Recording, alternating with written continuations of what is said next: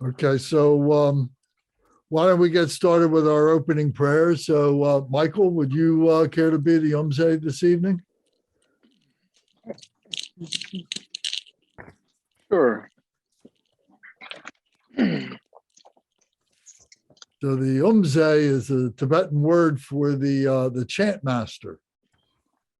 So the chant master would be reciting, leading the prayers for everybody. Everybody would also be reciting simultaneously along with the chant master, with the Umze.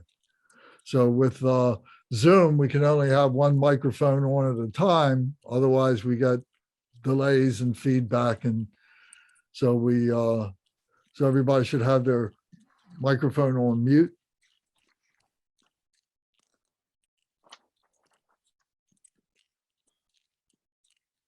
I'm going to mute Zara. All right. Page 1, the opening prayers.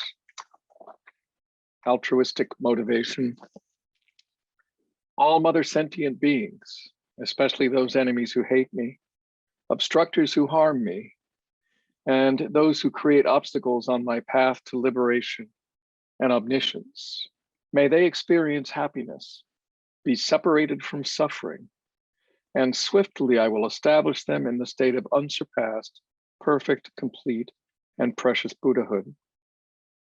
All mother sentient beings, especially those enemies who hate me, obstructors who harm me, and those who create obstacles on my path to liberation and omniscience, may they experience happiness, be separated from suffering, and swiftly I will establish them in the state of unsurpassed, perfect, complete, and precious Buddhahood.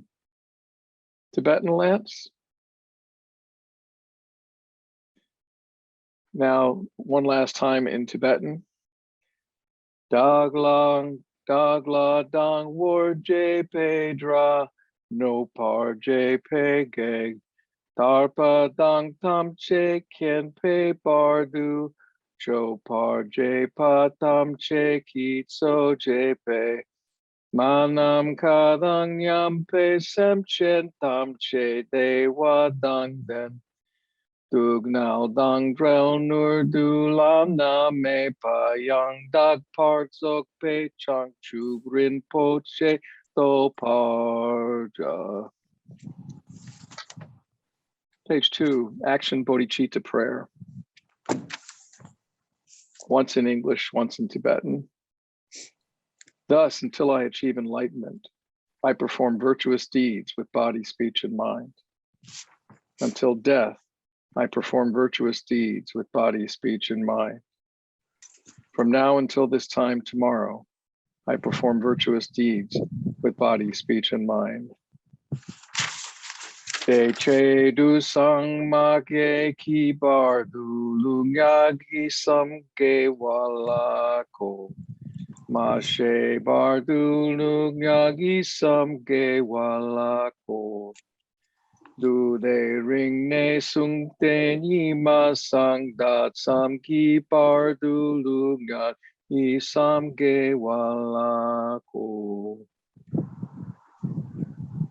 The Long Refuge Prayer, twice in English, once in Tibetan. We take refuge in the kind root and lineage lamas. We take refuge in the deities of the mandalas of the yadams. We take refuge in all the exalted Buddhas. We take refuge in the perfect Dharma. We take refuge in the excellent order of the Sanghas. We take refuge in all the noble Dakas, Dakinis, and Dharma guardians, possessors of the eye of wisdom. We take refuge in the kind root and lineage lamas. We take refuge in the deities of the mandalas of the yadams. We take refuge in all the exalted Buddhas. We take refuge in the perfect Dharma. We take refuge in the excellent order of the Sanghas. We take refuge in all the noble Dakas, Dakinis, and Dharma guardians, possessors of the eye of wisdom. Drin Chen Sawa Dang Yu Parche Pe Pel Den Lama Dampa Nam La Kyab Su Chi O Yedam Kil Korgi La Chog Nam La Kyab Su Chi O Sangye Jom Den De Nam La Kyab Su Chi O Dam Pe Cho Nam La Kyab Su Chi O Pag Pegen Dun Nam La Kyab Su Chi O Pawo Kandro Cho Kyung Sung Me Cho Ye She Ki Chen Den Dang Den Man Nam La Kyab Su Chi O. Taking the Bodhisattva vow. Until I attain the heart of enlightenment, I take refuge in all the Buddhas. I take refuge in the Dharma, and likewise in the assembly of the Bodhisattvas. As the previous Buddhas embraced the enlightened mind and progressed on the Bodhisattva's path, I too, for the benefit of all sentient beings, give birth to Bodhichitta and apply myself to accomplish the stages of the path. Until I attain the heart of enlightenment, I take refuge in all the Buddhas. I take refuge in the Dharma, and likewise in the assembly of the Bodhisattvas. As the previous Buddhas embraced the enlightened mind and progressed on the Bodhisattva's path, I too, for the benefit of all sentient beings, give birth to Bodhichitta and apply myself to accomplish the stages of the path. Jang Chub Ning Por Chiki Var Sangye Nam La Kyab Su Chi Chodang Jang Chub Senpai Shoglaing Deshin Kyab Su Chi Jitar Nyongi Desheki Chang Chub Tugni Ke Padang Chang Chub Senpe La Pala Rim Shin Ne Patar Dejin Drolapen Dondu Jang Chub Semni Ke Gijing Dejin Duni La Pala Rimpa Shindu La Parji. The short refuge prayer, twice in English, once in Tibetan. In the Buddha, the Dharma, and the Sangha most excellent, I take refuge until enlightenment is reached. By the merit of generosity and other good deeds, may I attain Buddhahood for the sake of all sentient beings.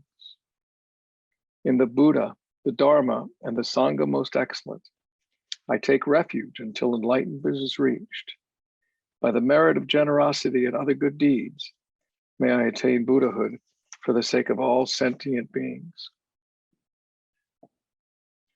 Sangye Chodang Sokki Chog Nam La Chang Chu Bardu Dagni Kab Su Chi Dagi Jin Soki Peso Nam Ki Drola Penchir Sangye Drupar Shog.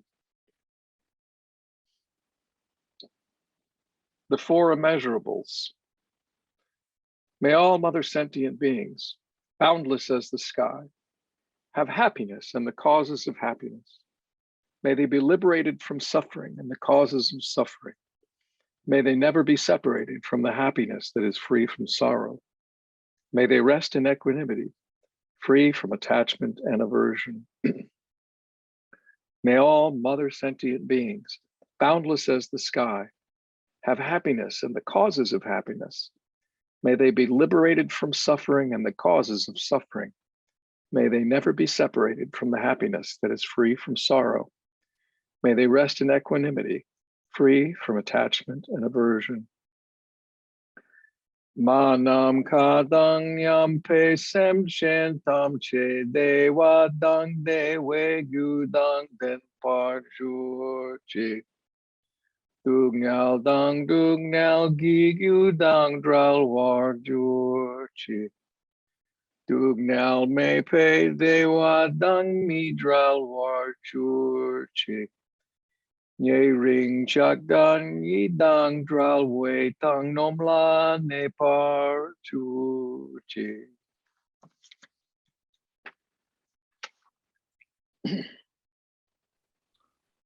Thank you. Okay. I want to welcome Shannon is with us this evening, and he lives here in Baltimore, and he was looking for a Buddhist Sangha in the area. We used to have a small Sangha that was here that has had to close up because of the COVID really took our place away. So it was in a yoga center and they closed up. But Shannon was able to get in touch with me, and I invited him to come to our Buddhism 101. So tonight is the first night that he's joining us. So welcome, Shannon. Good evening. Good evening. So, okay. So Shannon, if you're interested, you can send me your mailing address and I can mail you. We have a prayer book that we use, and we have another outline book that we use for the book that we follow in our teaching. So I can mail those both to you, but I need you to send me your mailing address for that. So we can do that for next time. So let's begin kind of where we, as a review from where we were last time, talking about the 4 thoughts that turn the mind to the Dharma. These are the preliminary foundation awakenings, the 4 common preliminaries. So if you all have this text right here, we're going to recite that. So these teachings, Buddhism 101, are the foundation teachings of the Dharma teachings. The Buddha lived 2,500 years ago, 2,600 years ago. He was a human being, just as we are. He was able to discover enlightenment for himself. And he was able to devise a technique in teaching this to other beings, teaching the method that he used to attain enlightenment. Each of us has to find enlightenment for ourselves. So we cannot, enlightenment is not that we can explain or talk about because it is beyond human comprehension. It is something that we have to experience for ourselves. But what we can do is we can approach that enlightenment through the teachings of the Buddha. And these teachings are called the Dharma Teachings. This is called the Buddha Dharma. Dharma is a word that means a pathway. And there's many different pathways for many different things. Ordinary things like, having a job, doing different kinds of work. There's a pathway for you to achieve that kind of work. But there is this Dharma, there is this pathway that is the pathway to enlightenment, the Buddha Dharma. So this is what we are following. These are the teachings of the Buddha, who lived 2,600 years ago and have been continually taught over the many, many, many generations since the Buddha's passing. So we talk about the Dharma as being the speech of the Buddha. We talk about the Buddha himself as being the mind of the Buddha. That he represents, he is the mind of the Buddha. And the mind is in the heart center. This is our little mind. This is our big mind. The little mind is our intellect. And our intellect devises all these different things, all these different emotions. Our ego is generated by our mind, by our little mind. And it blocks up our big mind, the heart center, where where the Buddha mind is. And one of the first teachings that the Buddha gave was that we are all Buddha. We all have the potential of Buddha. And we call that our true nature. He also taught that this Buddha nature, that this true nature is not unique to being a Buddhist. That there are many different traditions that speak of this true nature in different terms. It might be the Christ, it might be God, it might be Brahman, it might be Vishnu, it might be Yahweh, it might be Jehovah. There's many, many, many different names that different traditions have for this true nature. And this true nature is very, very pure, completely pure and completely uncontaminated. But we as human beings tend to twist it and turn it for our own aggrandizement. Maybe we don't intend to do that, but invariably there are reasons, there are ways in which we do that because of our ego. And we need to learn what those things are so that we can overcome those things, so that we can enjoy our true nature. That's what we're trying to do, our true nature. So Buddha is a Sanskrit word that means the awakened one. So the awakened one, the Buddha, is aware of all things all around us, all things within ourselves, and sees that all of what is around us and all that is within ourselves is all the same. It's just a matter of different appearances, the way things seem to be to our senses. But those are all fabricated by our human way in which we try to assimilate things. But many of these things are confused and by mental misconceptions and emotions and habitual tendencies. So what we're learning to do is to recognize what all these different appearances are, how we develop these appearances, and how we are able to cut through those appearances to get to the essence of our true nature, that Buddha nature that we talk about. So we talk about the mind of the Buddha, which is in our heart center.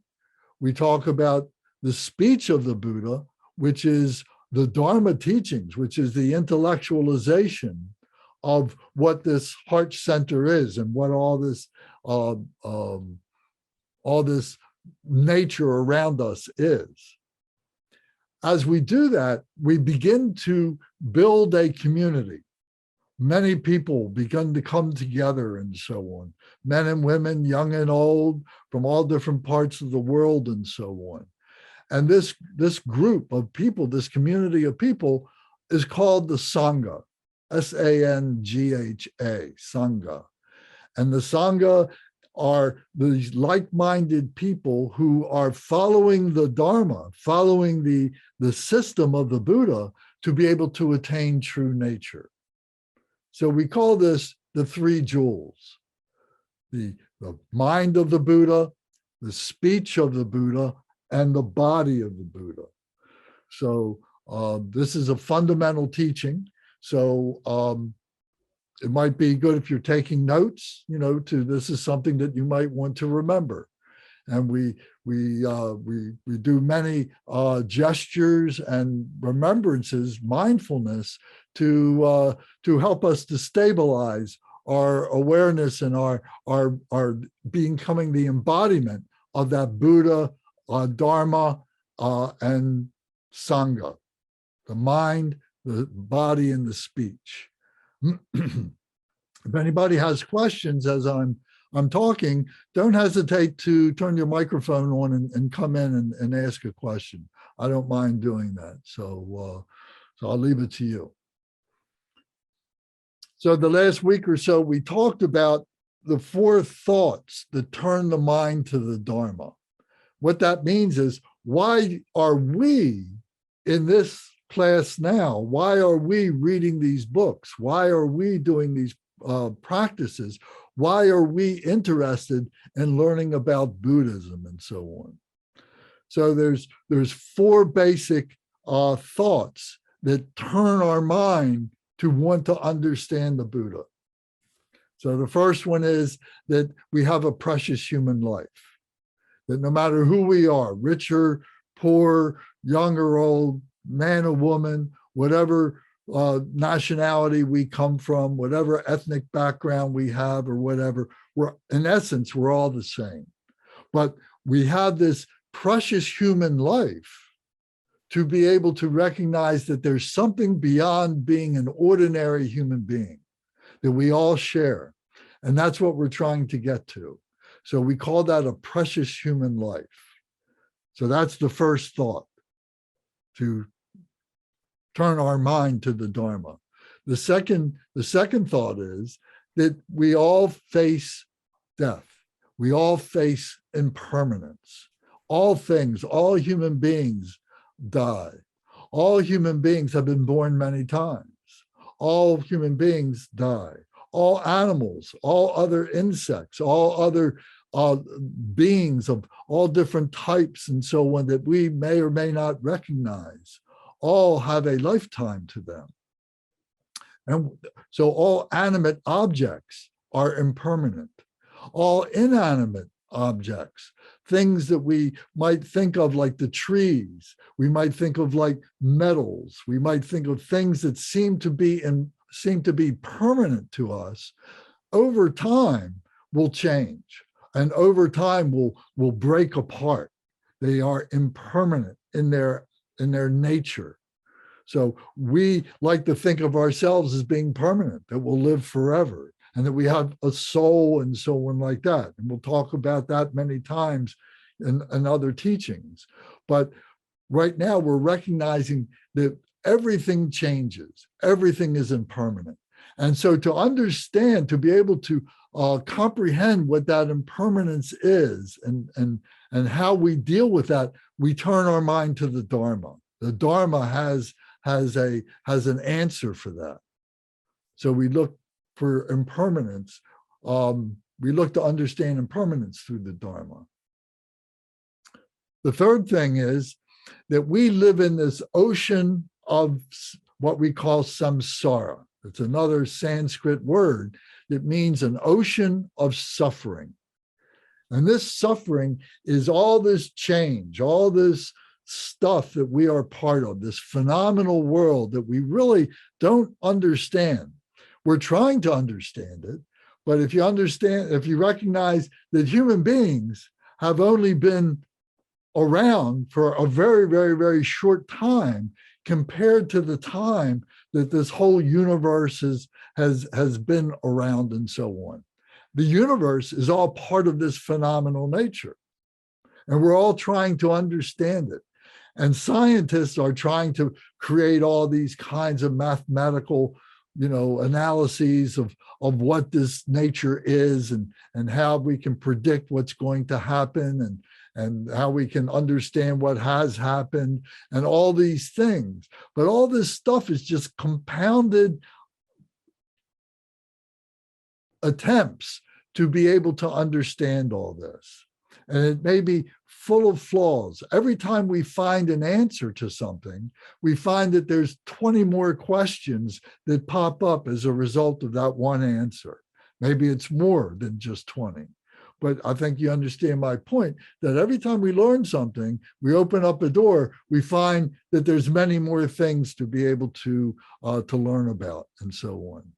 So this ocean of suffering, this ocean of samsara, is another thought that turns our mind to the Dharma, to understand what it is to be a human being, what it is to be a Buddha, what it is to be an awakened one. So the fourth thing is karma. Karma, cause and result. So karma is another Sanskrit word that means action.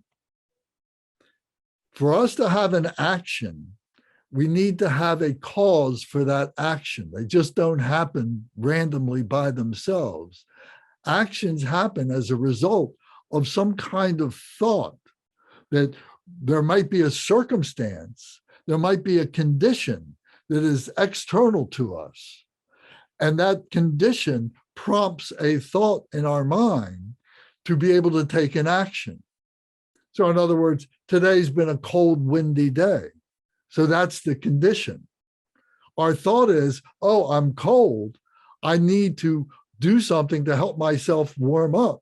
So I turn the thermostat up, or I put on another coat, or I come out of the cold weather.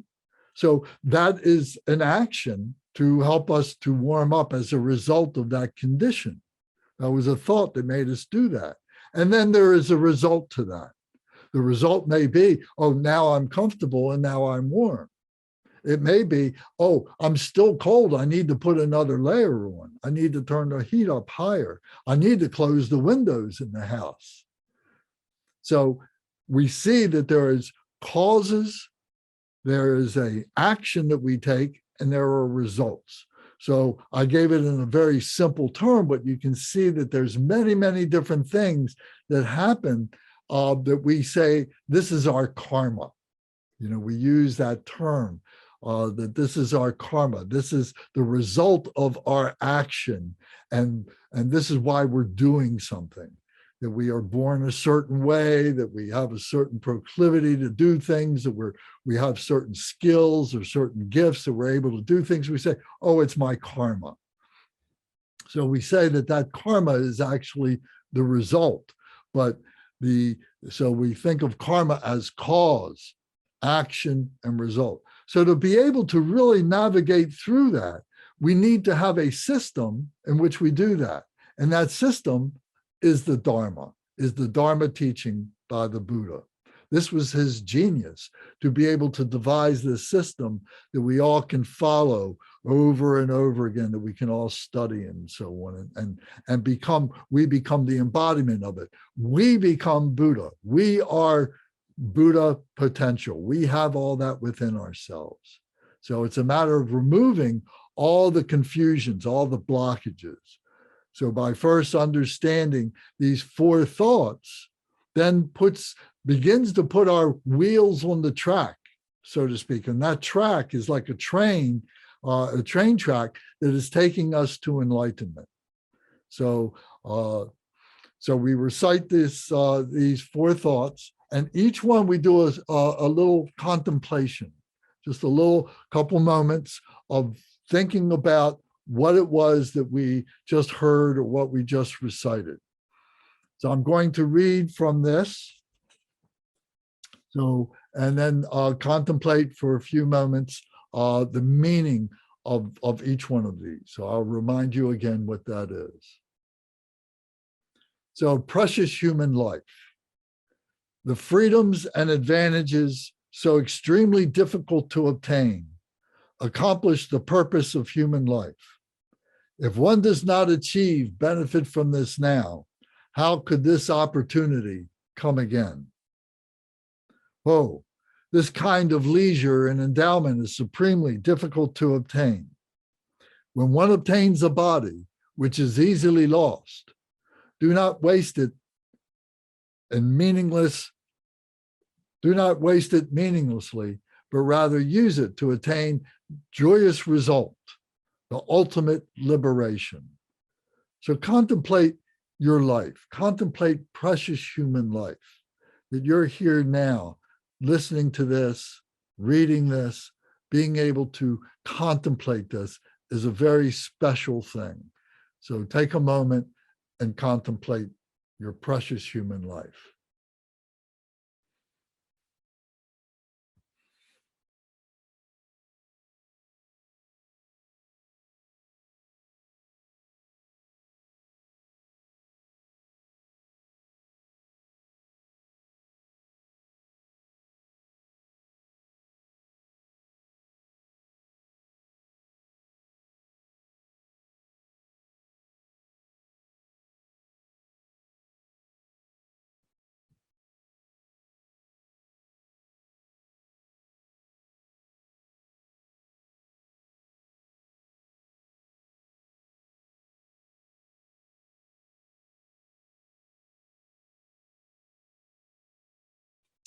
Okay, that was a short contemplation. Next is impermanence. Listen to this. Ka, no matter what has been done, nothing benefits at the time of death. Worldly activities, yes, they are lies. Ka, The 8 worldly dharmas are like a painted rainbow. Think you can put your trust in them? And the certainty of death and knowing that nothing remains long quickly accomplish liberation. Impermanence makes departure certain, like the shadow of the setting sun. Abandoning laziness and indifference blaze like fire in fierce diligence. This life is impermanent, like clouds in the autumn sky. Birth and death migrators are the same as actors in a play or a dance. The life of beings is like lightning in the sky, like water falling from a steep mountain cliff. It departs quickly, quickly. The nature of all phenomena is impermanence. Death can descend any time like a drop of morning dew on a blade of grass.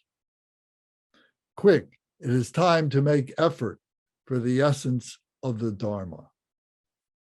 So contemplate the meaning of impermanence.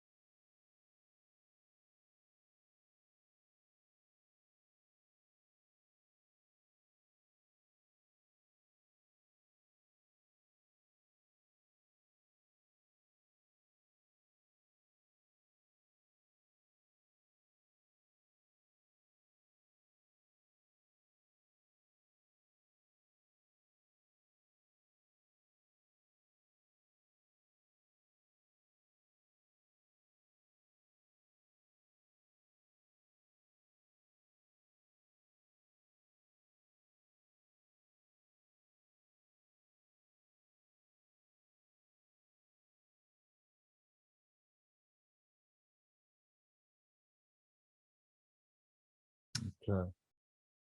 I know it's hard to put thoughts to these right now, but this is why we receive these Dharma teachings to help us to understand this.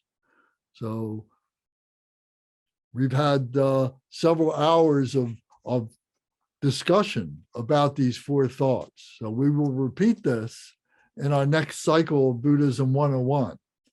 So, or you can read it in the books that we have. Now we go to the next thought, which is the suffering of samsara, the suffering of this ocean of samsara that we are in, this phenomenal nature that we are in the midst of. So it says, consider the suffering of beings in the 6 realms of samsara. Doing so, great fear and dread arise in the heart. In the 3 lower realms, and even in the 3 higher ones, there is not an instant of absolute happiness. I will avoid the root cause of my samsaric existence by practicing the excellent path of peace to enlightenment. So as human beings, we are in 6 realms simultaneously. We call it the psychophysical drama that human beings are in. Sometimes we think we are a god. Sometimes we think we are a great, powerful titan,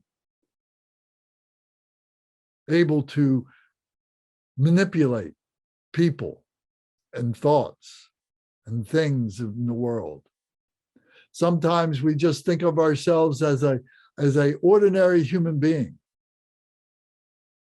Sometimes we are like an animal. We come from the animal family. Sometimes we act like a hungry ghost who is never satisfied, who is always miserable, always wanting more. Whatever it is that we have, we want more. And sometimes we feel like that we are being tortured by demons, inner demons. And this is the hell realms. These are the hells that we're hearing these voices, we're hearing these things, we're thinking these thoughts, and they seem to be, from someplace else, but they're all within ourselves, and we all have to recognize them. So our psychophysical drama is sometimes thinking that we're like a god, sometimes we're like a demon, sometimes we're a hungry ghost, sometimes like an animal, sometimes like a titan, all this within being a human being. So this is the suffering of samsara. So contemplate the meaning of this for just a moment.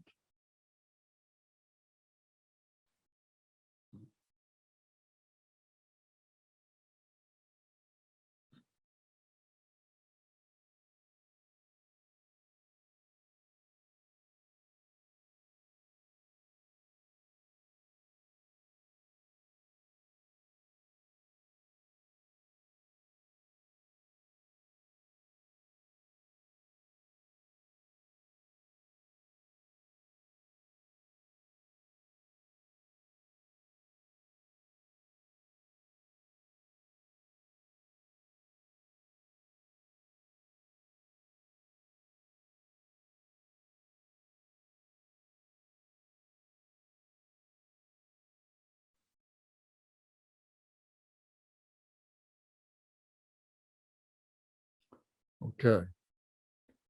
So the last of the four thoughts to turn the mind to the Dharma is karma, cause and result. So now we recite, even if one were a king, at the time of death, one's possessions, enjoyments, friends, family, and retinue, enjoyments will not follow.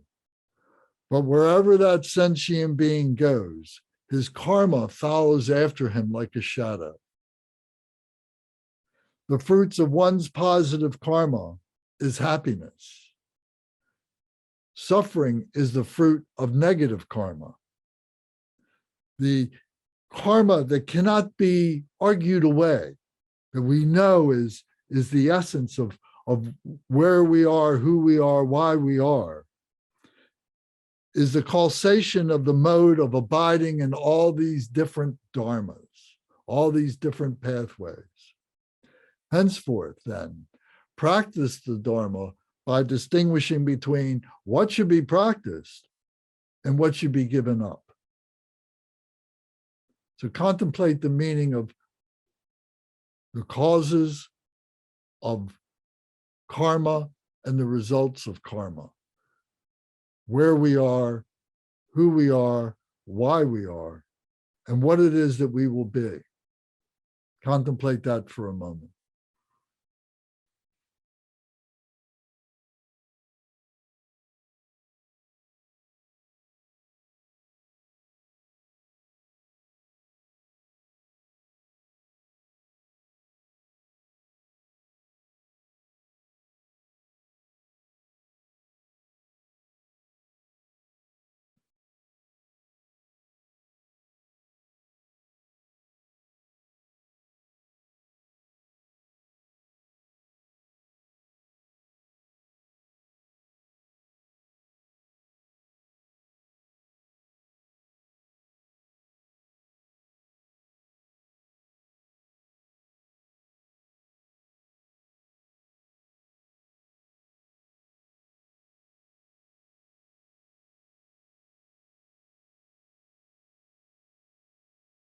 Okay. So as I said, we repeat this over and over again. Enlightenment is not something that just happens like that. It is a process. And it's a process that has to get repeated over and over and over again. So one of the basic thoughts that we recognize is that we have many lives. Not as Lance or not as Gary or as Tom or as we appear right now, but as this human condition, as these sentient beings. We've had many lives and we've died many times. And that now we have this precious human life to be able to recognize who we are, where we are, and so on like that. Now we have some tools to be able to guide us even further to transcend our human nature. It's our human nature that we are playing out here. But this human nature has a lot of limitations to it. There's a lot of things that we don't know. There's a lot of things that we can't know.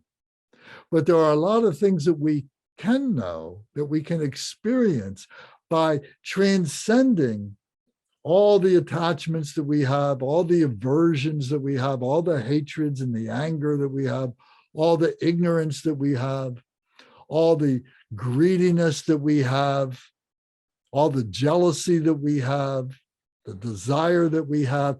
When we can transcend those and we can quietly not be able to be controlled by those things, then we have this transcendence of being able to experience our true nature, our heart mind. This is the brain mind. This is the heart mind. And you've heard it expressed, that for human beings, we use 18, 20% of our brain power. That's all our intellectual power. But we also have this spiritual power. And this is characterized, symbolized by being in our heart center. We can actually feel it sometimes. Our love, when we feel it here.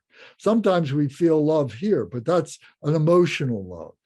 But when we feel it here, it's a very deep love. So our spirituality is part of who we are as human beings. As a matter of fact, we have 3 bodies.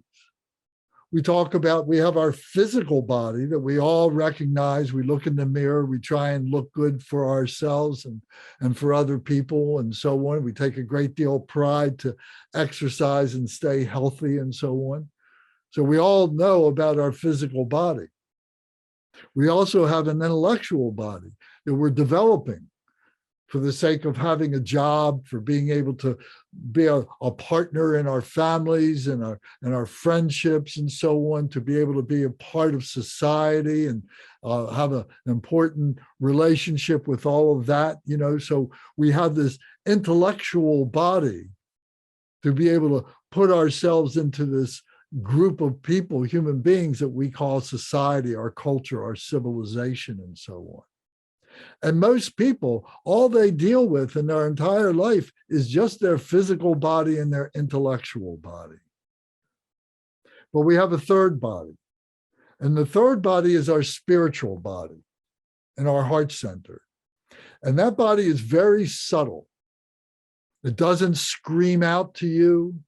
If you're thinking bad thoughts, it doesn't give you depression or anything like that. It doesn't give you aches and pains or when you hurt yourself or when you're sick. It doesn't scream out to you in those ways. It's very subtle. We have to be able to be quiet, to be able to recognize our spiritual body. This spiritual body, the word spiritual means a connection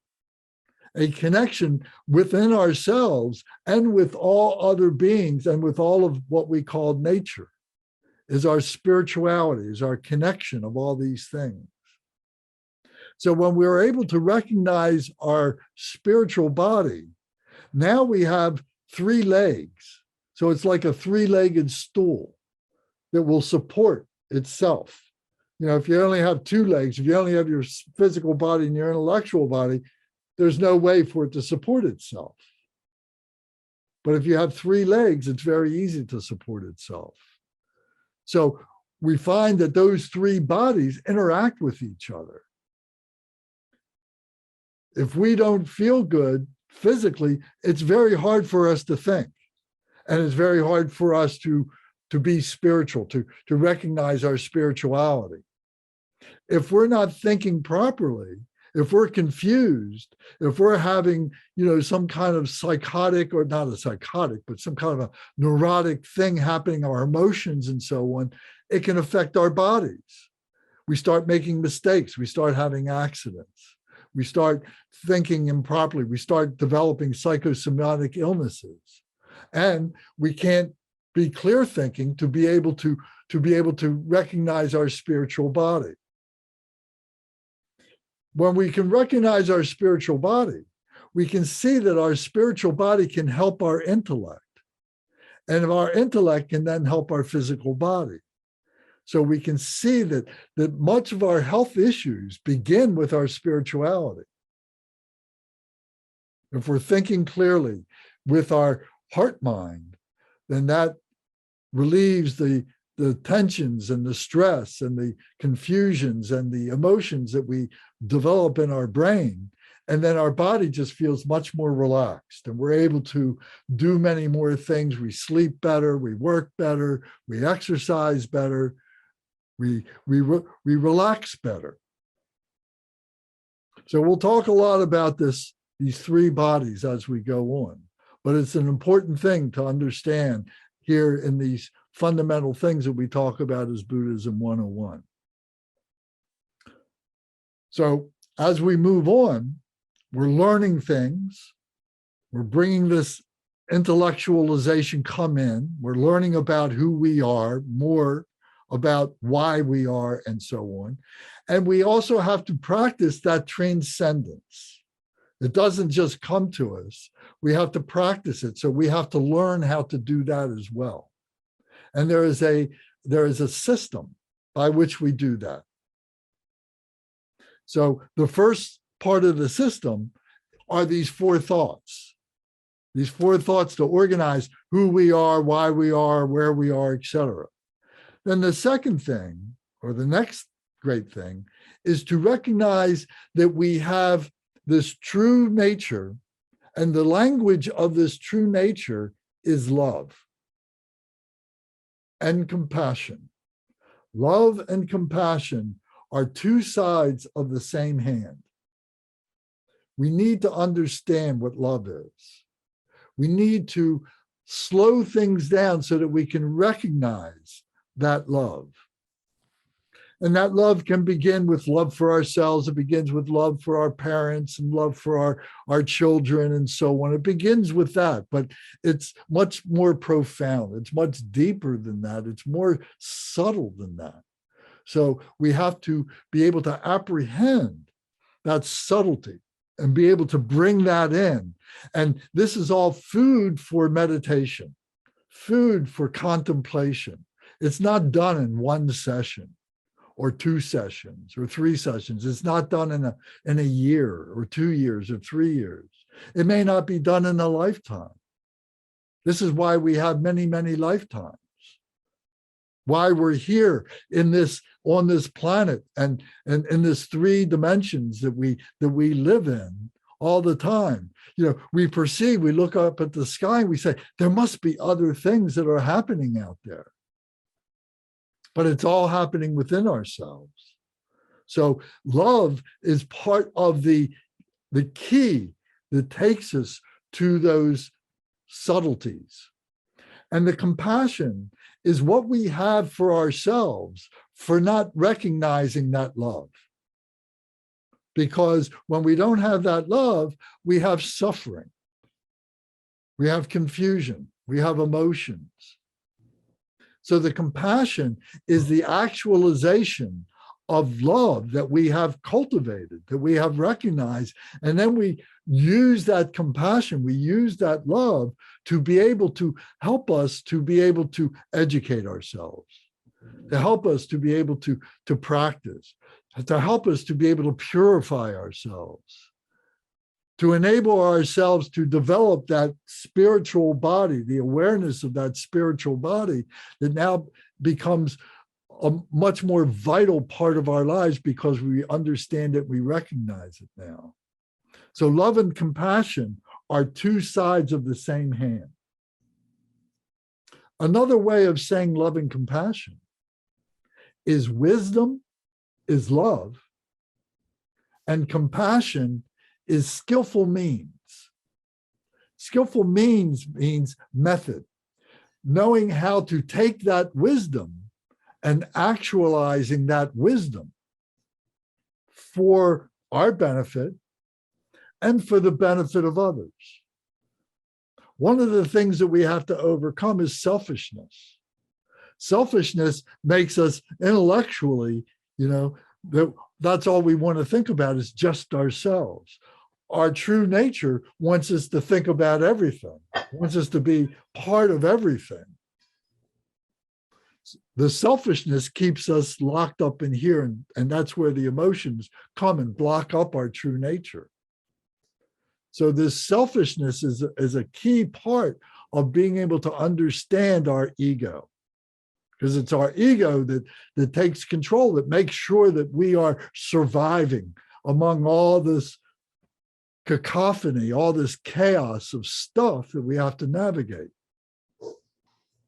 So the ego gives us a sense of being. It gives us our persona and so on. However, the ego is controllable, and we have to learn how to do that. So we're learning these building blocks. So love equals wisdom. Wisdom is the other side of compassion, which equals the method or skillful means to actualize that wisdom. As we develop those, then we develop what we call the enlightened mind. Now, the enlightened mind comes in stages. So there's many different levels of the enlightened mind. We are much more enlightened than many other people here on the planet right now. There are people on the planet right now who would look at our lives and think that we are like gods. The way in which we live, the things that we have, the things that we know, the things that we're able to do. There are people on the planet who think only gods could have that kind of power and that kind of understanding. Animals have no sense of really who we are.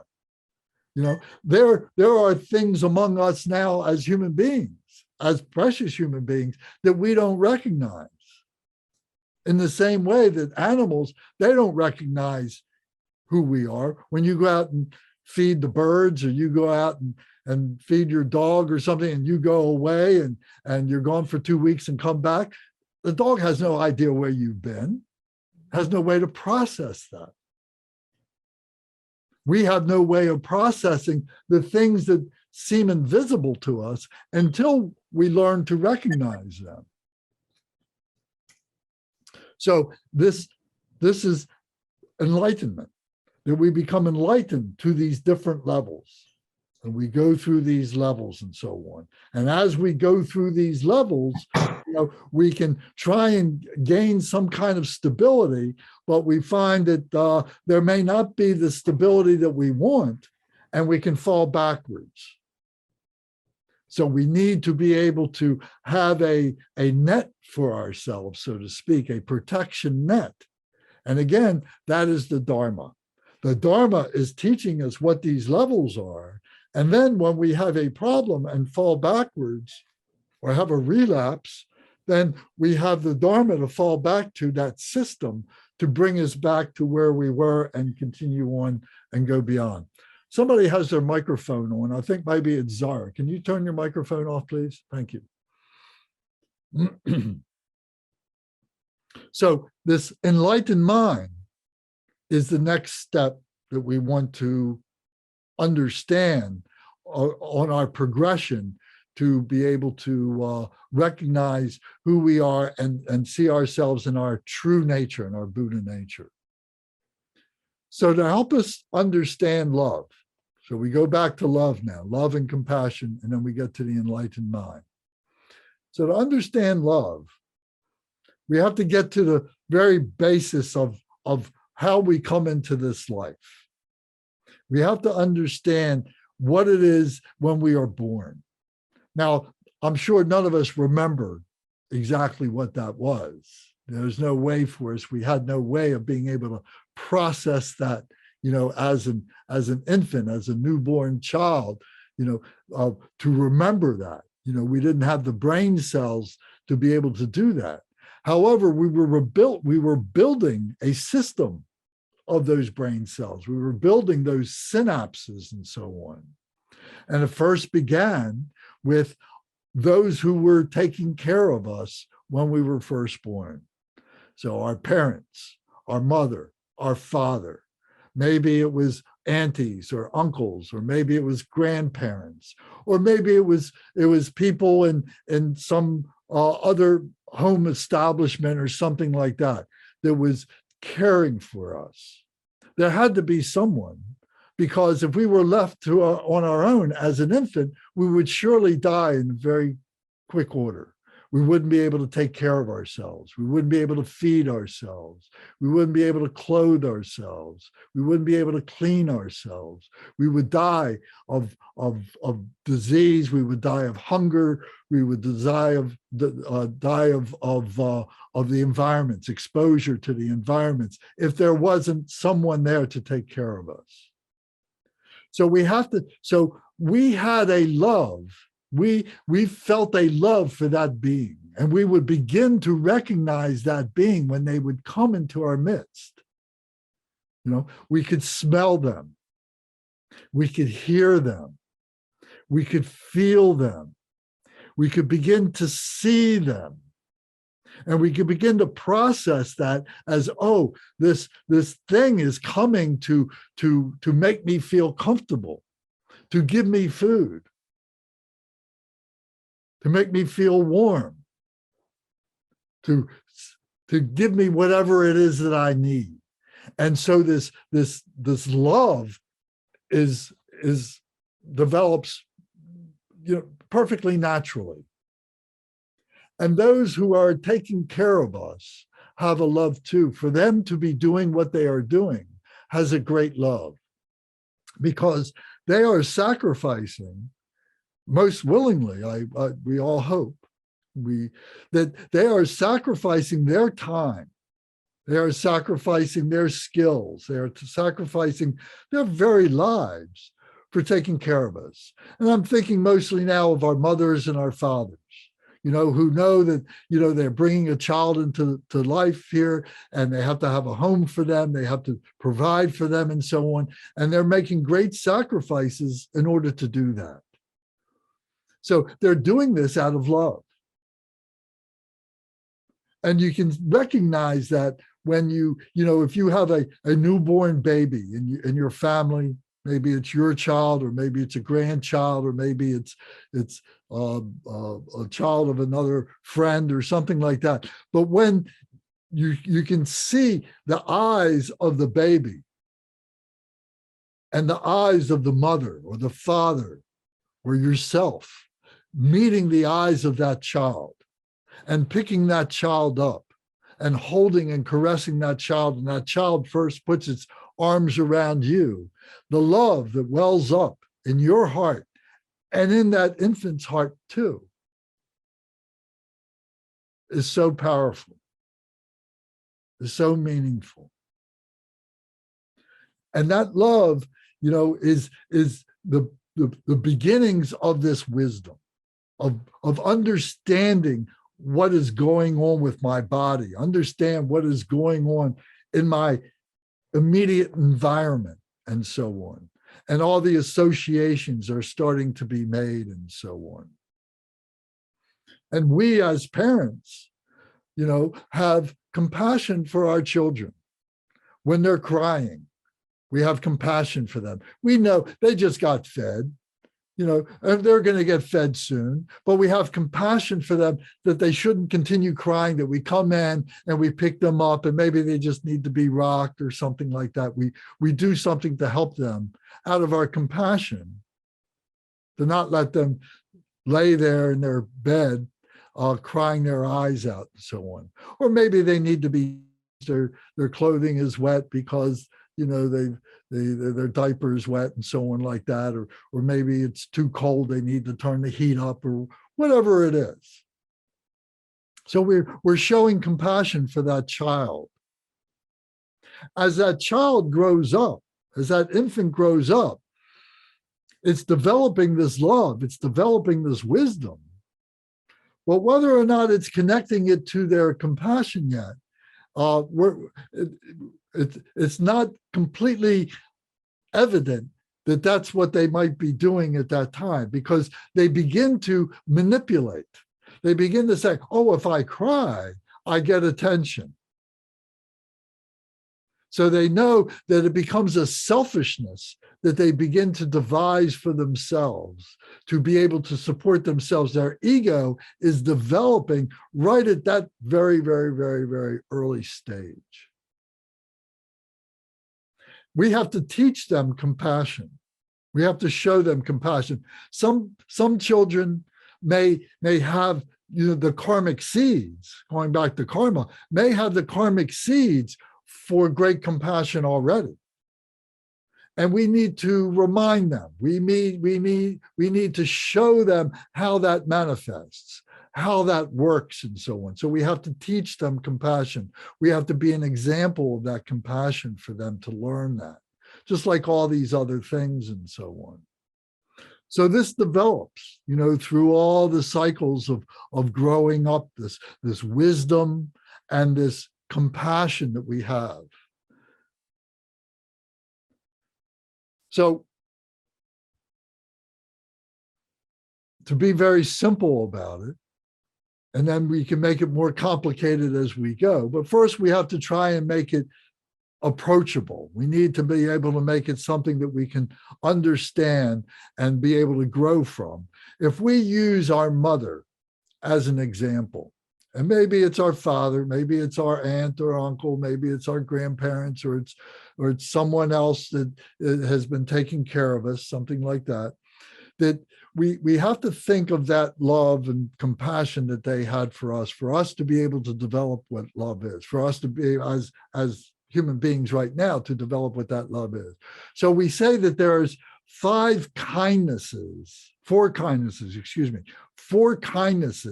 of the mother, and recognizing that.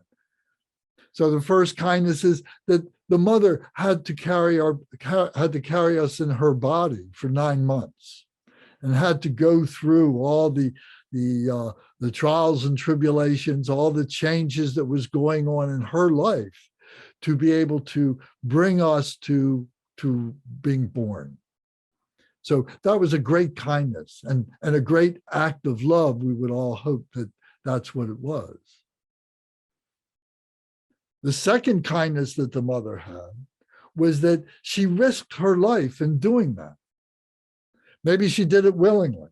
Maybe she knew that she wanted to get pregnant. She wanted to have a family. She wanted to have this child and so on. So she willingly took that responsibility on. She took on that danger. Some women, they accidentally become pregnant and so on. They really didn't intend for that. But now they still have to go through with the pregnancy. They have to go through that and recognizing that there is danger there. It may not be that they wanted it, but now they have to face up to it and so on. So they have to accept that danger. And, in today's world, things are much better for us where we live and so on. The mortality rate of motherhood is very, very low. Most mothers are going to be able to have their baby with no problems. They'll be, the mother will be safe and the child will be safe. But in other parts of the world, it's not likely so. There's a great higher mortality rate of mothers dying and of children dying. And years ago, generations ago and everything, that mortality rate was much, much greater and so on. But nevertheless, it's still very dangerous. And we need to do the preventive things that we can do to help us through that. We have to exercise wisdom and have compassion for ourselves and for our child to make sure that we're getting the proper care and so on. So the first thing was that the mother bore our bodies. The second thing was that the mother risked her life. Then the next thing is now the child has been born, and now the mother is teaching the child right from wrong. The first year, 2 years, virtually everything that the child is learning is coming from the mother, coming from the father, coming from those parents, and the compassion that they have. So that everything that the mother is doing is basically a sacrifice that she's made of her own life for the sake of the child. So that great kindness is showing us. Maybe we felt that because we've been in that position of that great love, that we do this willingly, or that we take on the responsibility. Maybe it wasn't something that we wished for, something that we planned for, but now we have to carry it through. We have that responsibility to carry it through. So we look at that kindness of the mother as being an example of great love. And then the last thing, the fourth thing that the mother would do is those sacrifices that she made. Maybe it was, that she was going to continue going to school, or that maybe she had plans on taking a job. Maybe the family needed, two incomes. There was a father and a mother. They needed two incomes or something like that. Or maybe it was that they couldn't afford that and they had to go on to some kind of public assistance or something like that, because of that. So the sacrifices that the mother, the caretaker, the father has had to make for the sake of that baby now is another example of the kindness of their love, the loving kindness that the mother was showing for her family, for her child, and so on. So we can take those four examples of love, and then we can grow from that and think about all the different permutations of the way in which that has acted in our lives. And we think of ourselves when we were 3 years old, maybe we started having remembrances when we were 3 years old, or maybe 4 years old, maybe 2 years old, maybe 5, whatever. But we can look at our lives now and look back and see the intervention of that love from our parents, how they came to our rescue so many different times. In order for us to do that, we need to have some quiet time. We need to be able to contemplate. We need to be able to think that through. We need to be able to take that awareness now that we're developing of that love and be able to become the embodiment of that so it comes right through us. That we're not just holding it selfishly for ourselves, but we're finding ways in which we can share that with our family, with our friends, with people maybe that we don't know, strangers, people that live halfway around the world and so on, who are suffering greatly, and to help them in whatever way that we can. So from that love of the mother comes all this love that we can then process and be able to, in turn, be able to radiate that love to help other beings. So now the way in which we do that is the compassion, is the method, the skillful means, the actualization of that love. So for us to understand the fundamentals of that, we need to use the mother again as an example. We would not want our mother to suffer in any way, shape, or form. Our father, our caretakers, our close family, we wouldn't want them to suffer. We don't want to see them hurt in any way. If they get hurt in some way, whether it's emotionally or it's physically, how terrible we feel, especially if we had something to do with it. If we made our mother cry or something, how terrible we feel as a child, and so on like that. So understanding the suffering of the mother, she may want nothing but great things for herself and for her family, but she is a human being, just like the rest of us. And she is susceptible to her foibles. She is susceptible to her non-virtues. She is susceptible to her bad karma, if I can use that term, to her negativities that she has within her life, that she brought into this life, these things that she has to deal with. So we have to recognize that and have compassion for our mothers. So if we think of the mother who is being born as in a hell realm, we wouldn't want our mother to be born in a hell realm. The hell realms are full of demons, those who are being tortured by these demons, these inner demons within themselves, and they're creating this hellish world for themselves. This world is here for us all, but we make it what we want it to be. We are the architects of this. We engineer this. We design this ourselves.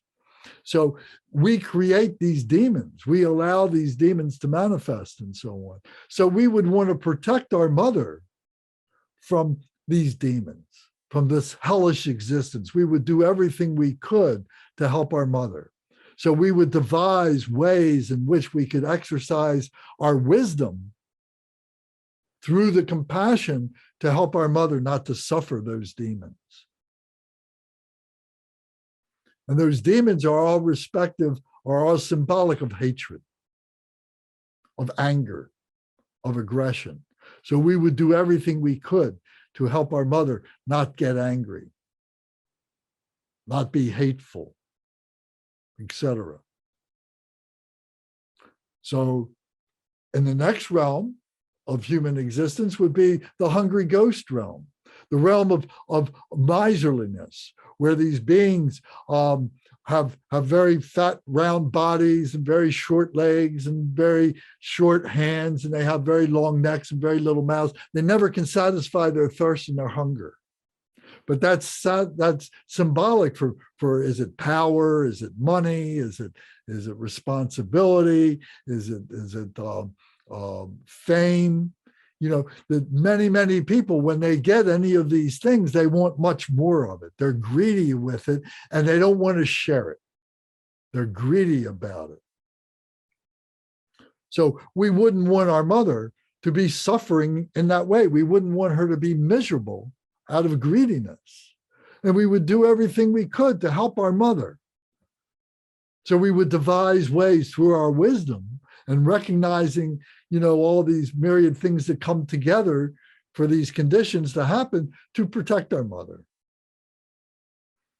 And then the next would be the animal, to not have our mother be subject to being like an animal. Animals suffer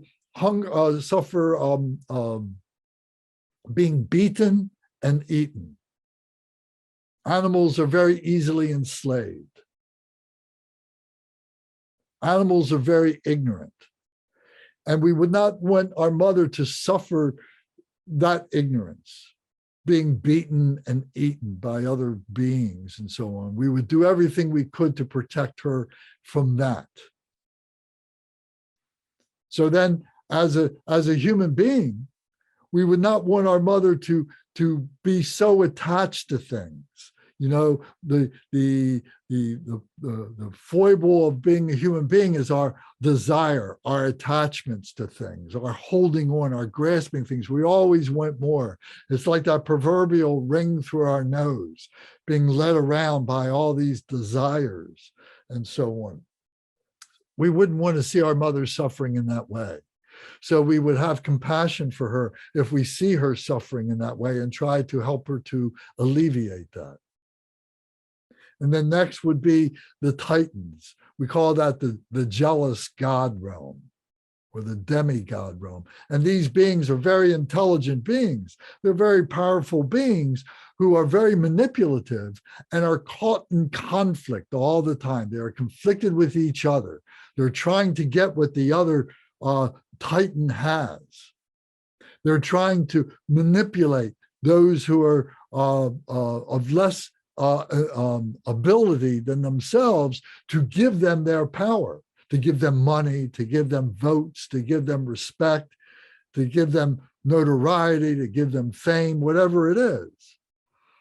But they're always in conflict with each other. And we wouldn't want that for our mother, to be like that, to be selfish and to be constantly trying to get what other people have. We wouldn't want that. So we're developing a sense of compassion.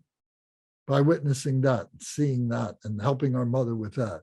And then last, if the mother was a god, we wouldn't want her to be suffering what we call the pridefulness of being a god, because gods have great ability, they have great wisdom, they have great luxury, to the point that they don't pay attention to the supplications of those other beings who are adoring these gods and are making great offerings to these gods and are beseeching these gods to give them their wisdom and their power to save them from their suffering. I'm talking about the Titans, I'm talking about the humans, I'm talking about the animalistic beings, I'm talking about the hungry ghosts, miserable beings, I'm talking about the hell beings that are all, thinking about some god or some being, help me out of this. I'm hopeless. I need help. But the gods are so prideful and so tied up in that pridefulness that they pay no attention to that. So we would have compassion for our mothers in that way too, if they were in that situation. So these 6 realms of visualizing our mother, we wouldn't want our mother in those, but would we want our sons and daughters? Would we want our friends to be in those situations? It's very easy for us to say, no, I would do everything I can to protect them. But what about strangers? What about people that we don't know, but maybe they live in our community? Or maybe those that live in another part of our community, or another part of our nation, or another part of the world, that are caught up in terrible existences, in famine, in wars, and pestilence, and so on. Could we have that kind of compassion for them as we would have for our mothers? And this is why in the prayers that we recite, in our opening prayers, we recite all mothers sentient beings, because we do a mindfulness to visualize that all sentient beings have been mothers, have been our mothers in past lives. Who's to say that they haven't? How do we know? So we regard everyone as our mother. And this helps us to be able to put ourselves on a virtuous path, rather than trying to say, oh, I'll love this person, but I'm not going to love that person. If we say, oh, that person there who I initially thought I'm not going to love, we think of, oh, that's my mother. And maybe she did some bad things to be in that situation that made me say, I'm not going to, I was going to be prejudiced against her. But now I remember, oh, she's my mother. I need to rise up. I need to be able to have unbearable compassion for her. It may be difficult for me, but I need to do that. When we can start to do that as human beings for other beings, now we are on a pathway to become an awakened one. Now we are becoming more loving kindness. Now we are becoming more wise. Now we are becoming more compassionate. Now we are becoming more skillful means, having greater method to be able to see ourselves as a community of brothers and sisters.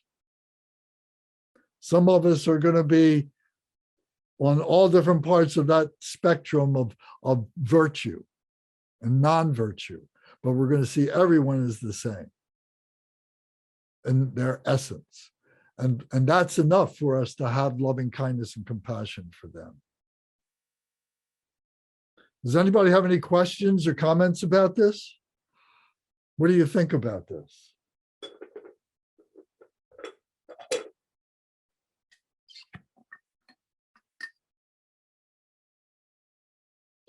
Is this overly dramatic? Can I go back to karma? Of course. I just don't know how the many different lives that we've lived and will live I'm not sure how that fits in.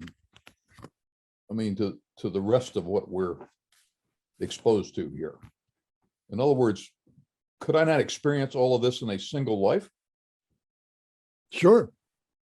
So what's the significance of the fact that in the last life, I might have been some other creature, and in the next life, I might be somebody's mother? I mean, what's, yeah, I just can't quite get that to fit.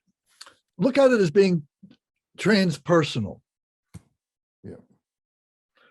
I think it would be fairly easy for you and I to be able to understand and to be able to think about the trials and tribulations and happinesses and so on that we've each gone through.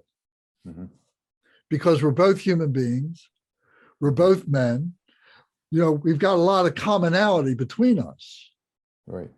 So it's very easy for us to do that on a transpersonal level. Mm-hmm. But now let's take it to another level and say, well, what about that in 100 years ago or 200 years ago? What were the people like us? What were the men like us going through 150 years ago? Mm-hmm.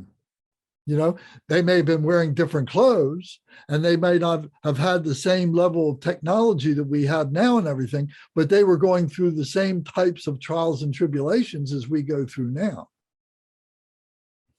So, and then to view yourself, if you could view yourself as me and I could view myself as you, then can you view yourself as somebody from 150 years ago?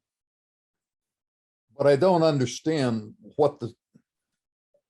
I don't understand what I gain from doing that. I don't.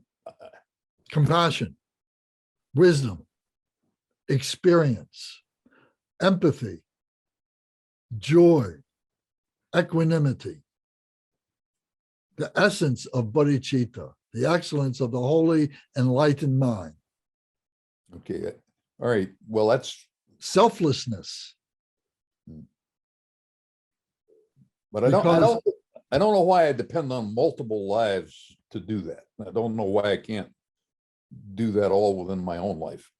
Well, that's a good starting point. But how susceptible are you to the traps of ego? How susceptible are you to the traps of selfishness? To your own personal arrogance? Well, very susceptible. Okay. So these are mindfulness techniques. This is a system. Okay. And the genius of the Buddha was able to articulate this to avoid these traps. And I'm on the verge of running this into the ground. I don't mean to be, but that's okay. Go ahead. I relate to that. I just don't know how envisioning myself in either a previous or a future life helps me with my arrogance, or helps me with what I'm confronting in my life. I don't get that connection.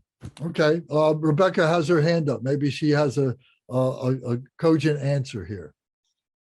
And I feel like statistically, I am more likely to be successful if I have an infinite number of lives to do it. And there is something about knowing that I feel like frees me up to feel like it's accomplishable in this lifetime. Does that make any sense at all? Yeah, it does. I mean, it really doesn't change anything at all. Mm-hmm. But it kind of liberates me to say, I'm going to get there someday, might as well be today. Mm-hmm. Well, you've opened up some pathways for thought, both of you. Thank you. It is food for contemplation. I mean, what you're expressing is food for contemplation. So and the realization of it is not something that any one of us could just plug you in and give to you. It's an experience of contemplation of meditation to get to that realization. So trying to understand it all vicariously is an example of the limitations of being a human being. And that's why the meditation is an important feature of Dharma, of the Dharma experience, is you're putting yourself in that experience. You are transcending yourself and getting into that transpersonal with no boundaries of time or place. Well, thanks for helping me on the path. Okay. The next big thing we've got to do, and I say this every week, is practice. So we're going back to the center, and I'm hopeful that you all will join us at least once, and maybe that will grow. But coming into the center and experiencing the facility there has a gravitas to it. Whenever you go into a holy place, whether it's a Buddhist place or it's a Catholic place or it's a Jewish place or a Hindu place, it has a certain power to it, doesn't it? Yes. And to allow ourselves to be part of that becomes inspirational. If we keep ourselves away from it, then you're isolating yourself. You think you're protecting yourself, but you're just digging a deeper hole.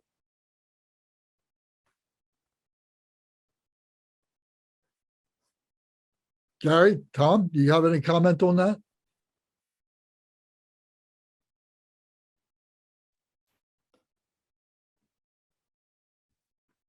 I do.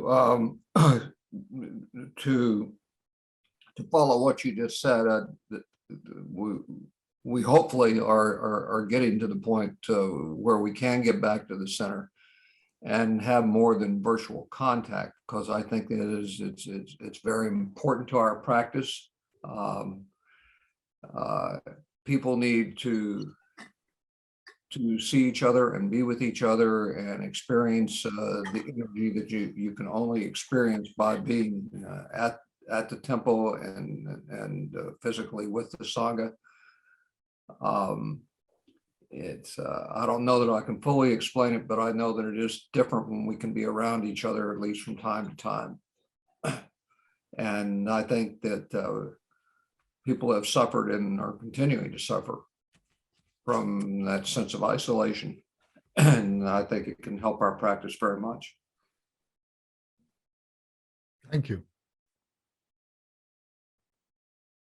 Yes, Tom.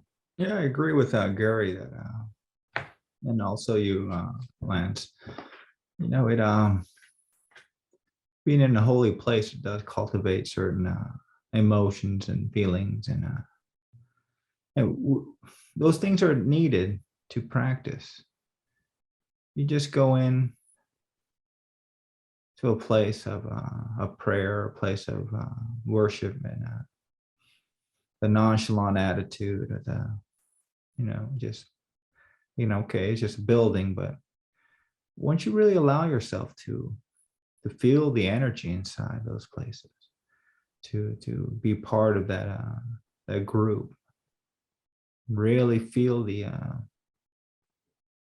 just a sheer energy of the place, and to practice with those people, there's a certain connection that you can't get. I mean, once you come to a higher realization, yes, you can go anywhere, you can be anywhere and practice and have those feelings, but I don't think any of us are anywhere near that level of practitioners. But to go into a place like what Lance is talking about, to practice together in a sacred place like that, I think it's very helpful for a connection, just sheer connection. And maybe that's what it starts. Maybe that's our starting point, where we need to start. And then from there we can branch out. Thank you. Yes. Anybody else have a comment?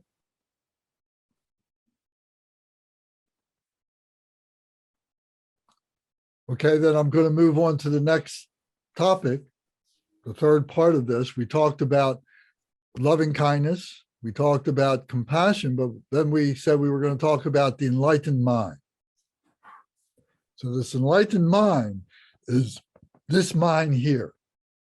It's not this mind here. This mind here blocks this mind here.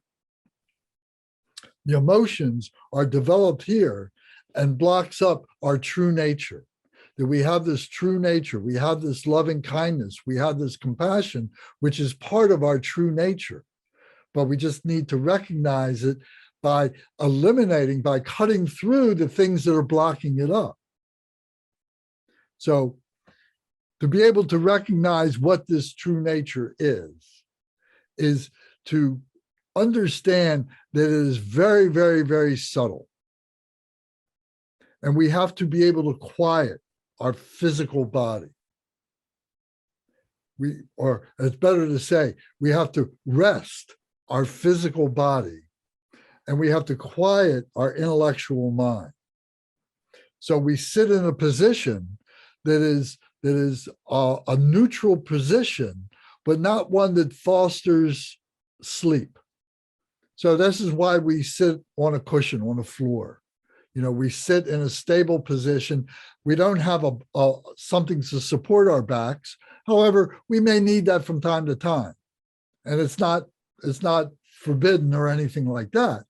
But if we can develop the muscles and so on, the strength to be able to sit independently with our back straight like this, has a real purpose. It balances the body. And you're sitting cross-legged and sitting in that position and so on. Then the second thing is that you're able to just calm your mind down, and the thoughts become slower and slower. In the beginning, you know, you're still having a lot of jumping around and so on, but now you have more control. You're learning control of that mind. You're resting that mind as well as your physical body. Your physical body is eating up energy. I mean, we have a certain amount of energy that we have within our bodies, within ourselves. And a lot of that energy is by keeping our heat going in our body, our digestion. A lot of it is just fidgeting, which really is coming from our emotions. We're fidgeting because we start thinking about, oh, I don't want to think about this. Oh, my leg is starting to fall asleep. Oh, my arm, I could do this with my arm. These are thoughts that we're using to distract us from our mindfulness of this, because this is so subtle. So if we're able to control our physical body, we say, okay, now I'm in a balanced position. I don't have to fidget so much. Now I start working on the thoughts, and I start focusing on something, you know, a visual object, or something I'm reciting, a mantra, something I'm reciting, a prayer, something like that, to focus our intellect on, to kind of cut through the emotions and so on. So we're developing what we call one-pointed mindfulness, where our physical body, our intellectual body is coming together. So I was expressing it in terms of the energy. If I'm not expending the energy on my physical fidgeting, and I'm not expending the energy on my mind flipping around, because that's burning up a lot of energy. My mother used to say I was tall and skinny because I thought too much. Well, Lance is such a great thinker. You know, he's always thinking something, you know. My brother and sister knew better, you know, but it's just an example that we burn up a lot of mental energy, can't we? So if we don't have that physical energy to work on our body, if we don't have that intellectual energy burning up, now we can use that energy to open up our heart center, to open up our spiritual center, which is very subtle. And so it's like a key that goes into a lock and opens up the lock. So the spirit, so the physical and the intellectual is that key. And when they rest, that energy springs open the heart. And then things start happening. Thoughts start coming that are heart thoughts. We have brain thoughts, but we also have heart thoughts. Those heart thoughts are very subtle, but yet when we experience them, they're life-changing. That's where we have epiphany. That's where we have paradigm shift. That's where things change. We have glimpses. We have visions. And not that these are, so, wow, yeah, here's a vision, and I go crazy over these visions. And it's much more subtle than that. And they're very virtuous. They're very friendly. It's nothing to be afraid of. But we begin to see inner wisdom. We begin to see virtue. And we begin to see our non-virtue. We begin to see the mistakes that we've been making. The egocentric things that we have been doing that have been preventing ourselves from being a spiritually realized being, becoming the embodiment of that, whether it's the embodiment of the Buddha, whether it's the embodiment of God, whether it's the embodiment of the Christ, whether it's the embodiment of Krishna, whatever name you want to give it, that holy sense that we have within ourselves, that sacredness that we were born with, that we begin to realize. And then we can then use, our systems to be able to give that more characteristic, more understanding, more intellectual understanding of what that is. It has to remain free of conception, to remain pure.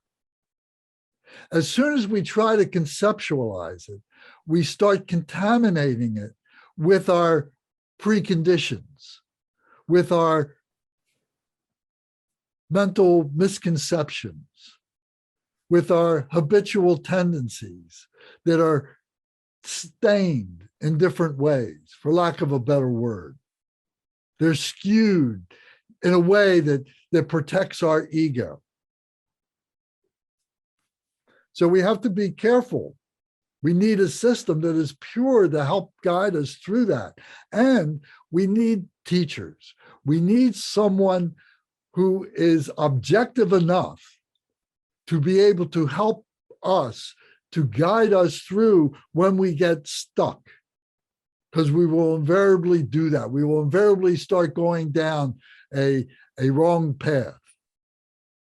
And someone to remind us, gently to remind us, to bring us back, to teach us how to do that so that we are able to do that ourselves. So all this is the work of the enlightened mind. We achieve enlightenment little bit by little bit by little bit by little bit. We build it a little bit at a time. So there's a particular prayer that we can recite to help us. It goes like this. It says, "Now I lack the ability to bring happiness to these migrators."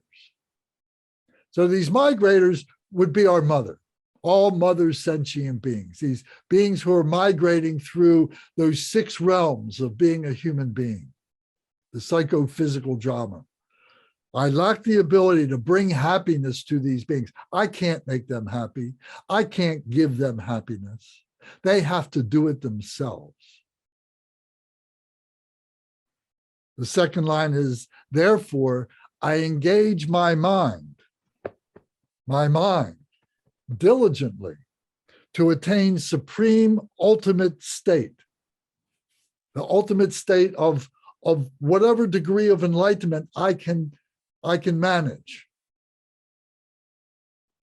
and bring these mother beings to complete happiness, that through my correspondence with them, through my heart to their heart, can lead them to enlightenment, can lead them to happiness. Have you ever been with somebody who you know is a holy person? Maybe it's a priest, or maybe it's a rabbi, or maybe it's a whatever tradition you belong to. Excuse me for not. I can't think of all the names right now, but all the holy beings that you can think of, and you're with them, and you just feel that peacefulness of being with them because they are exuding that. From their heart, they are exuding that, and we are receiving it, and it is bringing that peace to us. We call that a blessing. A blessing that removes any negativity, any agitation, any confusion, at least while we're in their midst, you know? And so we feel that. So what we're saying is we're trying to develop that ourselves and to communicate, to correspond with others through our heart. Not necessarily what we say, but through our heart. We can say one thing, but our heart is saying something else. And because our heart is not pure, it can, you know, what we're saying may be just empty words. We may be saying all this stuff about virtue and everything, but it's empty when you're thinking about, boy, I wish I could wring this guy's neck. He's not listening to me at all. You know, it just pulls the rug right from underneath of it. And the person realizes this. You know, when you've been with somebody and they may be spouting off about this, that, or the other thing, but you're seeing through it and saying, this person is not real. This person is not genuine.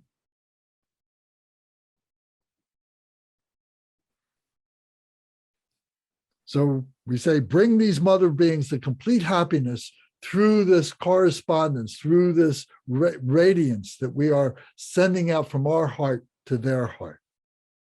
It may be just for inspiration, but they recognize that there is something there. There is this power. There is this energy that is there. We're in this energy, this spiritual energy field now. We've used the body energy. We've used the intellectual energy. Now we've got this spiritual energy, but the spiritual energy now has a whole different dimension to it. So then we say, in this prayer, Bodhichitta. Bodhichitta is a Sanskrit word, 2 words. Bodhi means enlightenment. Chitta means the heart mind. Bodhichitta, the holy enlightened mind. And the holy enlightened mind. Bodhichitta. Bodhichitta, the unity of emptiness and compassion. And this emptiness in this case is the wisdom. So bodhicitta, the unity of wisdom and compassion. This is what I'm trying, this is what I'm exuding. And then the last line of the prayer says, I make effort to practice the ultimate Dharma, the ultimate path, the ultimate teaching beyond conceptual thoughts. You know, sometimes when you go see somebody who is in such great distress, something's happened in the family, maybe a sickness, somebody's in the hospital, and you say, I don't know what I'm going to say. What can I say to that person? But you go and you're just there, and maybe you're holding their hand in your hand, and you're sitting by them on the bedside. Or maybe you're sitting on the sofa with them, and there's nothing you have to say, but you're just making that spiritual connection with them, that pure compassion, that pure wisdom of knowing there's nothing you have to say. You're just giving them your energy. You're sharing it with them.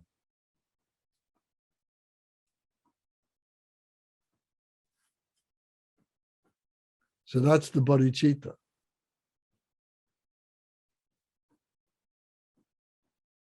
So that's the method. So we have to cultivate that. We have that within ourselves, that loving kindness, compassion. And then there is a joy to all of this. And there is a equanimity. There is a sameness to all of this. We've cut through all the boundaries, all the walls that we've created for ourselves to be able to share this. There still may be walls in other people's minds, but at least in our mind, there's no walls.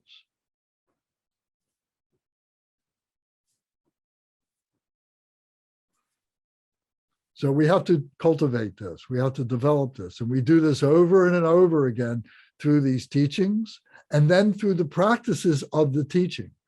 Just hearing this vicariously only gets you so far. But by actually experiencing this, living this, becoming the embodiment of this bit by bit by bit by bit, then it begins to become clear. It begins to take hold. You become that energy.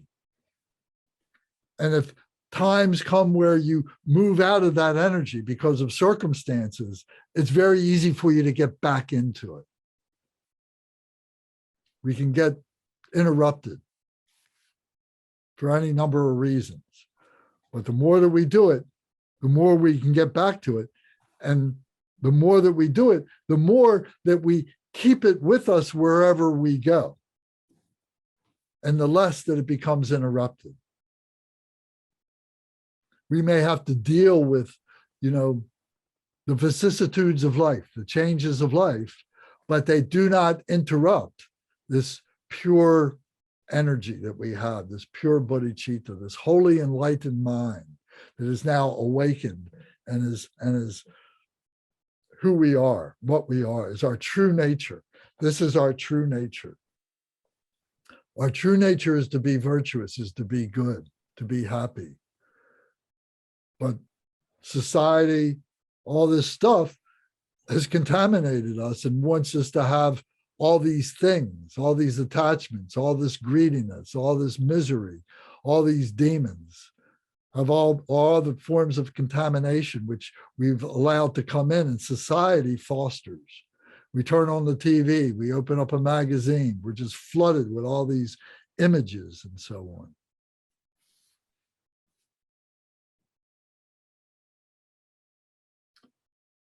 So that's it for tonight. That's where we are now.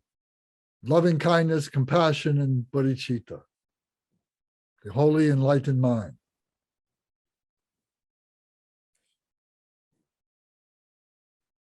Thanks, Lance. You're welcome. Any comments? Thank you so much, Lance, for inviting me. You're welcome, Shannon. I hope you enjoyed that. Oh, I definitely did. I hope you got something out of it.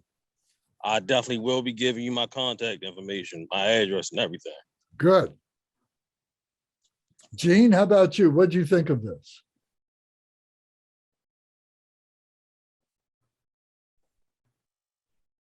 It was kind of abstract for me. And I don't see how to practice it. But I realized that I can learn some things, and I'm interested in doing so. Well, good. That's the first step. Thank you for being with us, and I hope you join us again. And you see that it's a circle that goes around, and we repeat these things over and over and over again. That probably makes it easier to understand. So the abstractions, become more of reality for us. We begin to see, that yes, these things are actually happening. I just haven't learned to recognize these things. I appreciate it, and I thank you for including me. Well, you're welcome. Thank you to Ed. Michael, what comments can you make?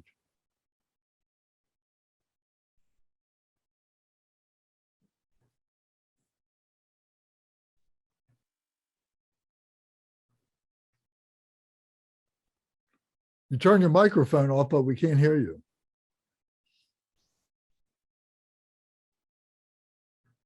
Still no words.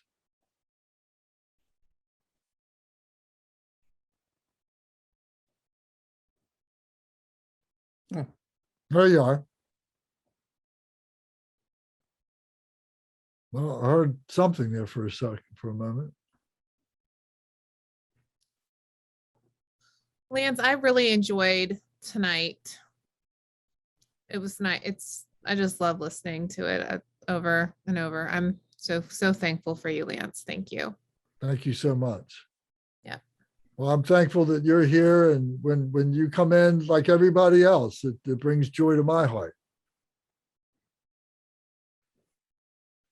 Yeah, we missed you last week, Zora. We talked about the five poisons. We needed your help. I had a massive internet issue and I dropped out like at 7:25, and I was in the mountains. I just couldn't get back on, and I just I stopped trying. I was like, it's meant to be. But my friend really enjoyed it. But yeah. Oh yeah, Yvette, right? Yvette, yeah. She really enjoyed it. Well, good. Well, I hope she comes back sometime. She's Yeah. always welcome. It's interesting, like when I'm talking to people, I just slowly talk about it, like what you say, Lance. You just discuss things, and they're like, "Oh, what is that?" And then just inviting people in, like you said that you say that sometimes, and I, just will invite people if they express an interest, because I think that's good for them. And sometimes it's a journey, like you said, people come in and out of it. So Right. I think that's good. Good. Thank you. Michael, did you get activated yet? I think so. Yes, you are. There you are. I think the four thoughts have become for me not only a sort of a baseline, a platform for understanding the why, and in some ways the how to approach the Dharma, because that's what the name is. The thoughts that turn the mind to the Dharma, the ideas that make me want to investigate and invest in the Dharma. But I think over time and with practice, they also become the regular sort of constant companions of meditation practice.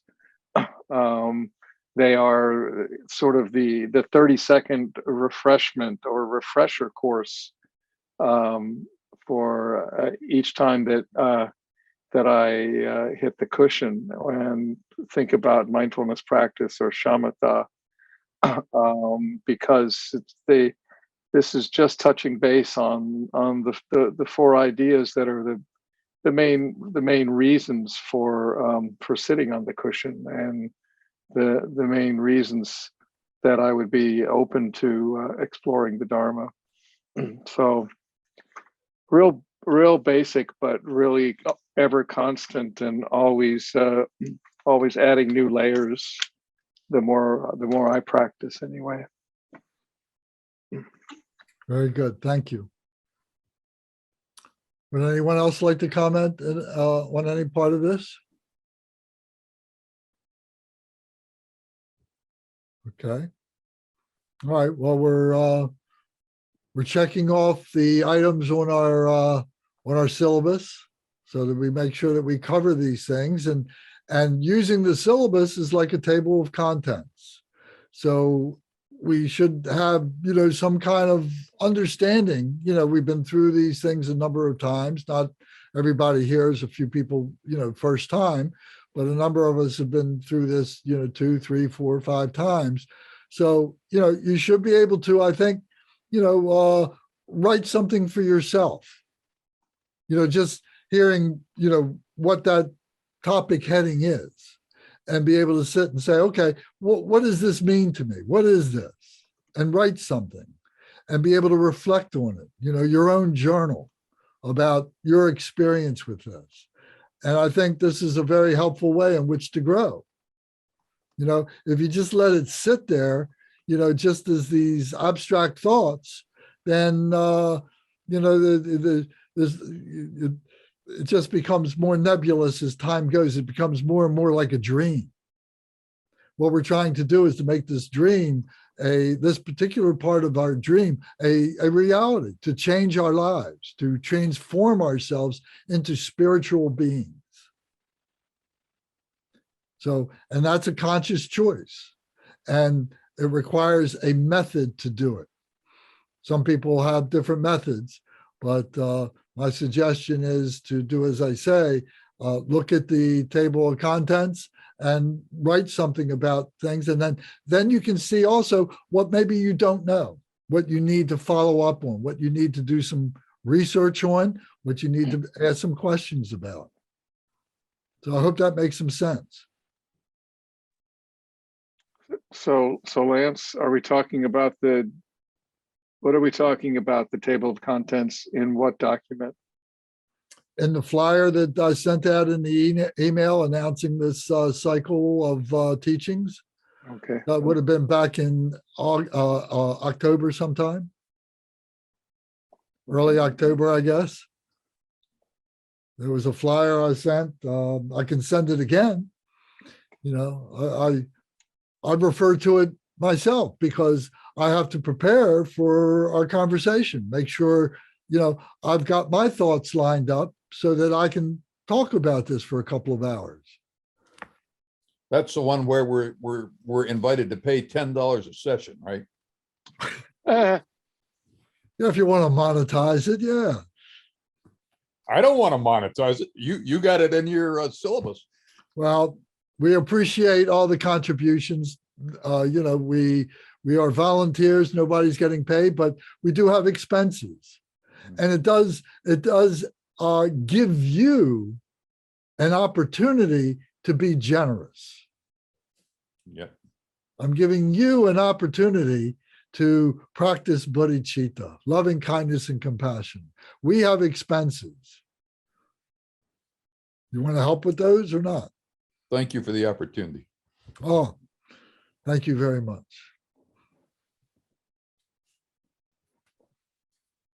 So yes, we have to put in reminders sometimes. Did you find it, Michael? It would have been an email from Buddhism 101.